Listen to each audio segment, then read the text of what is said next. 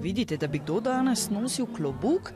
Ja, čepice že, pa poleti se radi skrijemo pred soncem, enako pred mrazom. In ko zagrmi, smo pa sploh veseli, če pri roki dežnik. Ponavadi ostane pozabljen doma. Kdo bi torej danes sploh še pričakoval takšne izložbe?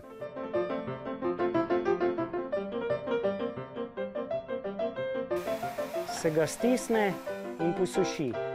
No, to so 3 postopki in ljudje največkrat vidijo lih te postopke in mislijo, da se to štanca.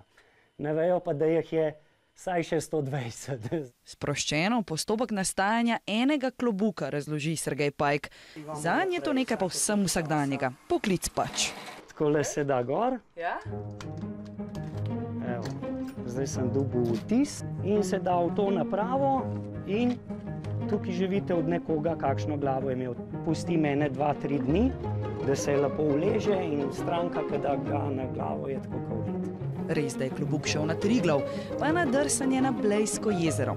Celo na Cerkniškem je bil nepogrešljiv. Ampak, ali je skupaj s cenjenim dežnikom prišel tudi v 21. stoletje? Kar dajva pogledati.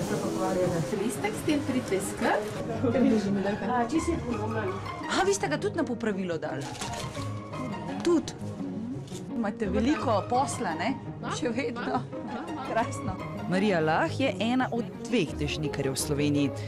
No, in evo, tudi moja luč je dežnik. Ja, celo 2 imamo. Pa vendar na Trubarjevi v Ljubljani ni ravno spregledana. Ki je bil še oče njen, sem nosila, zdaj pa nisem židov. Ta je začel 40 let nazaj kot 5. dežnikar v Ljubljani. Klobučarstvo v družini Pajk pa je celo enkrat starejše.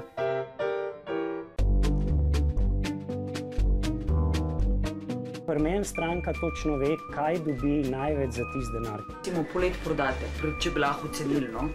Težko rečem, kaj pa vem. 5 ali to 50? Ne, jih je tam okrog 50. Je. Teh dragih se pa na par let proda eden. Govorim, da stane tudi okrog 900 evrov. Ampak dežniki so poceni. Novi stanejo skoraj toliko kot popravilo. 3 evre imamo. Pokojna tašča mi ga je kupila, pa bi ga rada še imela, no, ampak... Vam je pri srcu torej? Ja. To je odnos do stvari. Danes nekako se mi zdi, da ljudje nimamo več pravega odnosa do stvari. Še v 70-ih so ga, vsaj do dežnika, imeli. Desetletje kasneje si Pajkovega klobuka zaželijo na primer zvezdniki, celo predsednik Reagan. Danes iz volne, slame ali živalske dlake večja naročila prihajajo z vseh strani. Lovci, konjeniki, igralci. Kaj je šel v teater, ga je lepo takole zložil in je bilo, kaj je šel ven, ga je dal na glavo. Ja, poklica klobučarja in dežnikarja sta že skoraj izpuhtela, vendar nekaj prilagodljivih uspešno vztraja. Mene je premamalo, da sem ostala to, da nisem zavrgla znanja, ki ga ima tako malo ljudi. Predvsem pa sta v teh časih dober zgled.